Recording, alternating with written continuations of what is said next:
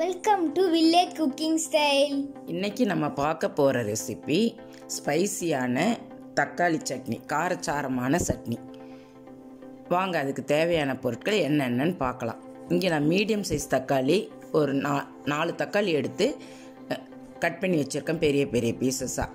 Chilli powder வச்சுருக்கேன், 2 வரமிளகாய் வச்சுருக்கேன், பெருங்காயத்தூள் வச்சுருக்கேன்.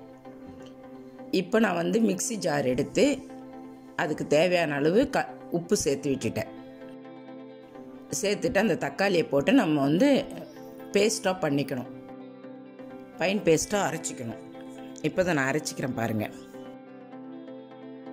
அரைச்சி எடுத்துக்கிட்டேன். நான் கொஞ்சமாக தான் செய்கிறேன், 4 தக்காளியில் செஞ்சு காமிக்கிறேன். இப்போ இதை ஒரு பவுலில் மாற்றி வச்சுக்கினேன். வச்சுட்டு இப்போ ஸ்டவ் ஆன் பண்ணி ஒரு 3 ஸ்பூன் அளவுக்கு ஆயில் சேர்த்துட்டு கடுகு உளுத்தம்பருப்பு போடுறேன். கடுகு உளுத்தம்பருப்பு பொரிஞ்சு வரணும். இப்போ அந்த 2 வரமிளகாய் எடுத்து வச்சோம் இல்லைங்களா, அந்த 2 வரமிளகாயும் சேர்த்து விட்டுட்டேன். 2 வரமிளகாயை சேர்த்து விட்டுட்டு பெருங்காயத்தூள் சேர்த்து விடணும். கண்டிப்பாக பெருங்காயத்தூள் சேர்க்கணும். பெருங்காயத்தூள் சேர்த்துட்டு நம்ம அரைச்சோம் இல்லைங்களா, அந்த விழுதை இதில் சேர்த்து விடணும். இதில் சேர்த்துட்டு நம்ம நல்லா கிளறி விடணும். அந்த ஆயில் இதெல்லாம் ஒன்றா மிக்ஸ், பெருங்காயத்தூள் எல்லாம் ஒன்றா மிக்ஸ் ஆகிற அளவுக்கு கிளறி விடணும்.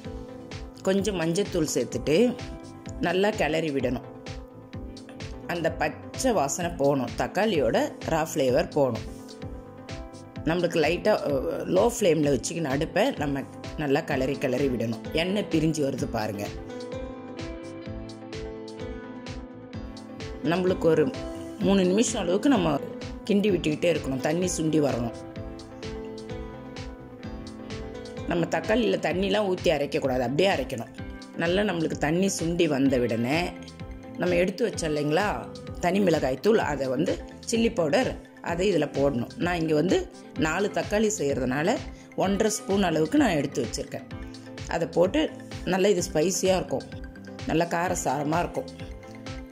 அந்த 1.5 ஸ்பூன் மிளகாத்தூளை போட்டு நான் மறுபடியும் நல்லா கிளறி விடுறேன் பாருங்கள். நல்லா அந்த தண்ணிலாம் சுண்டி திக்கான பதத்துக்கு வரணும். இப்போ மல்லித்தழை தூவிட்டு நம்ம ஸ்டவ் ஆஃப் பண்ணிக்கணும். இப்போ அருமையான தக்காளி சட்னி ரெடி. தேங்க்யூ.